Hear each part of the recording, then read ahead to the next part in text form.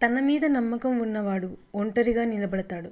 నమ్మకం లేనివాడు గుంపులో నిలబడతాడు. ఆస్తి లేకపోవడం పేదరికం కాదు. నీలో ఆత్మవిశ్వాసం లేకపోవడం అసలైన పేదరికం. హద్దులు మించిన ఆశలు ఉన్నట్లయితే శక్తికి మించిన కష్టం కూడా పడాల్సి ఉంటుంది. వదులుకోవడానికి ఇష్టపడకుండా చివరి వరకు పోరాడే మనిషిని జయించడం చాలా కష్టం. అన్నీ ఉన్నాయన్న అహంకారం వద్దు. రాత్రంతా కష్టపడి విరిసిన పువ్వుకే తెలియదు తెల్లవారితే దాని పయనం దేవస్థానానికో లేక శ్మశానానికో అని.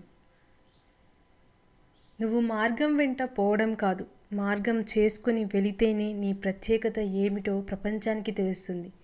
ఎవరూ నడవని దారిలో ఒంటరిగా నడవడం అంటే రాబోయే తరాలకు మార్గం చూపడమే.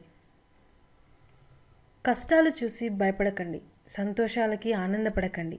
అవి కేవలం మీ జీవితంలో ఒక్కో అడుగు మాత్రమే, గమ్యం కాదు. గెలిచిన వాళ్ళు నీతులు చెప్తారు, ఓడిన వాళ్ళు అనుభవాలు చెప్తారు. గెలిచిన వాళ్ళతో నీతులు చెప్పించుకోవడం కన్నా ఓడిన వాళ్ళతో అనుభవాలు చెప్పించుకోవడం మంచిది. మార్పుకు సిద్ధంగా ఉన్నప్పుడే కొత్త ప్రపంచాన్ని చూడగలవు. ఎదుటి వ్యక్తికి మీ పైన ప్రేమ లేనప్పుడు మీరెంత ఆరాటపడినా వ్యర్థమే అవుతుంది.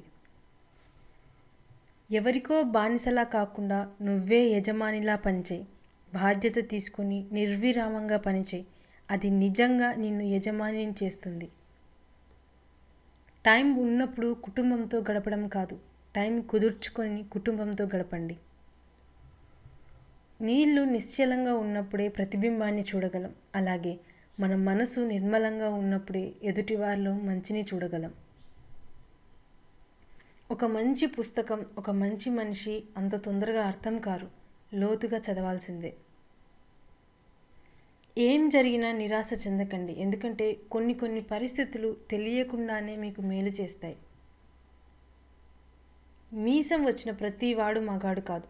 వచ్చిన తర్వాత తల్లిదండ్రులను ఆస్తి ఆశించకుండా కష్టపడేవాడే అసలైన మగాడు. మనల్ని మనం ప్రశ్నించుకోగలిగితే మనకు ఒక్కసారైనా జీవితంలో మనం ఏం చేస్తున్నాం, ఏం చేయాలి అనే సమాధానం ఖచ్చితంగా దొరుకుతుంది. ప్రతీకారం అనేది చీడపురుగు లాంటిది. అది మెదడును తొలిచివేస్తుంది, మనిషిలోని ఆలోచన శక్తిని హరించి వేస్తుంది. అందుకే ప్రతీకార ధోరణి వీడండి, మనశ్శాంతిగా ఉండండి. కట్టె కాలి బూడిద అయినప్పటికీ మాట మండుతూ బ్రతికే ఉంటుంది. మనిషికి మాట తీరే ప్రధానం. తీయనైన మాటలతో కటిక విషాన్నైనా అమ్మవచ్చేమో కానీ కటువైన మాటలతో తీయని తేనెను కూడా అమ్మలేవు. మూర్ఖులతో వాదించే కన్నా వారు చెప్పేది విని నమ్మినట్టు నటించి మౌనంగా తప్పుకుంటే మంచిది. నడుచుకుంటూ వెళ్తే మార్గం తెలుస్తుంది, కన్నీళ్లను తుడుచుకుంటూ వెళ్తే లైఫ్ అంటే ఏంటో తెలుస్తుంది.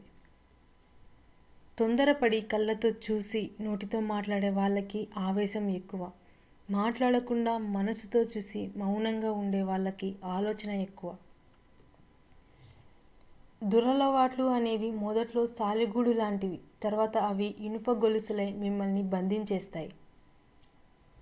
ప్రశాంతంగా జీవించాలనుకుంటే ఎదుటివారు మారాలని ఆశించకండి, మార్చాలని ప్రయత్నించకండి. కాళ్ళకు ఏమీ గుచ్చుకోకుండా ఉండాలంటే మనమే చెప్పులు వేసుకోవాలి. లైఫ్లో అబద్ధం చెప్పిన వాడినైనా క్షమించవచ్చు, కానీ అబద్ధం చెప్పి ఇదే నిజమని నమ్మించేవాడిని జీవితంలో క్షమించకూడదు. ఎప్పుడూ అబద్ధాలు చెప్పేవాడికి దేవుడు వేసే అతిపెద్ద శిక్ష వాడు నిజం చెప్పినా ఎవరూ నమ్మకపోవడం. పడిపోతే పైకి లేపేందుకు ఎవరూ లేరని గ్రహించిన వాడు వేసే ప్రతి అడుగు ఆలోచించే వేస్తాడు. నీ కోరికలు తీర్చేవాళ్ళు కాదు, నీ కోపాన్ని భరించే వాళ్ళే నిజంగా నిన్ను ప్రేమించేవాళ్ళు. మనం తప్పు చేసినప్పుడు సరిదిద్దాల్సిన అవసరం ఉండి కూడా మనల్ని ప్రశ్నించడం లేదంటే మనపై గాఢమైన ప్రేమైనా ఉండాలి, లేదా మనం పతనం అవడమైనా వారి ఆలోచన అయి ఉండాలి. మన జననం ఓ సాధారణమైనదే కావచ్చు, కానీ మన మరణం మాత్రం ఓ చరిత్రను సృష్టించేదిగా ఉండాలి.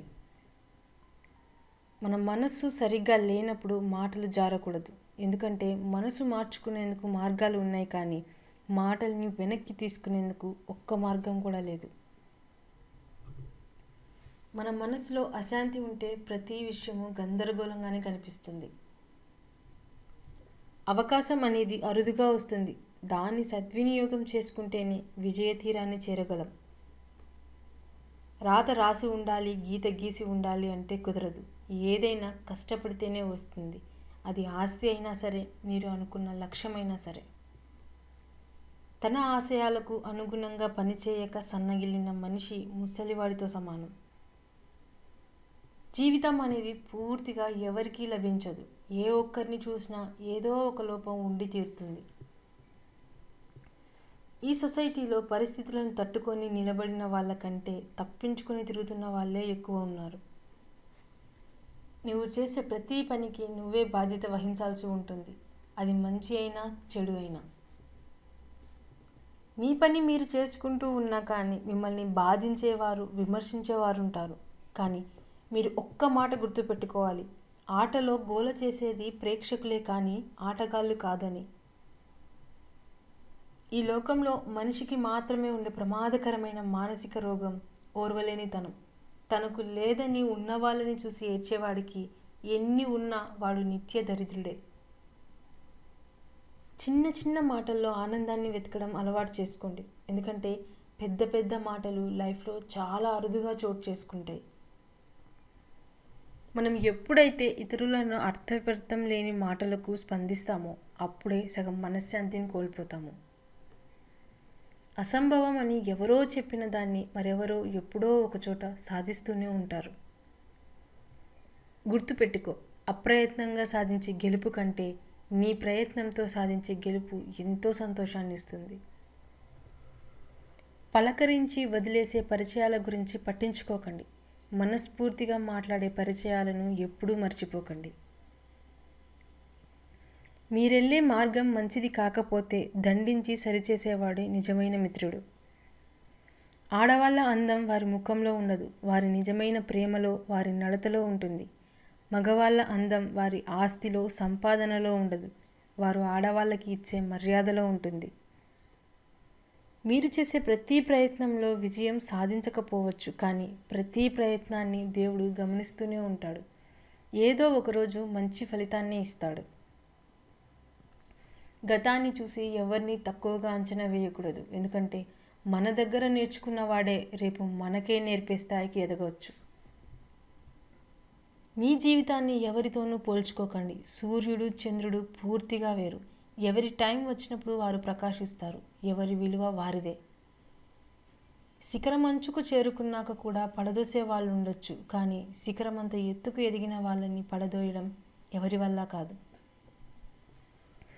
లక్ష్యం కోసం కనే కలలు బాగానే ఉంటాయి, కానీ చేరుకునే మార్గంలోనే ముళ్ళుంటాయి. భయపడి ఆగిపోతే జీవితం ఎడారి అవుతుంది. దాటి వెళ్ళగలిగితే పూలవనం అవుతుంది.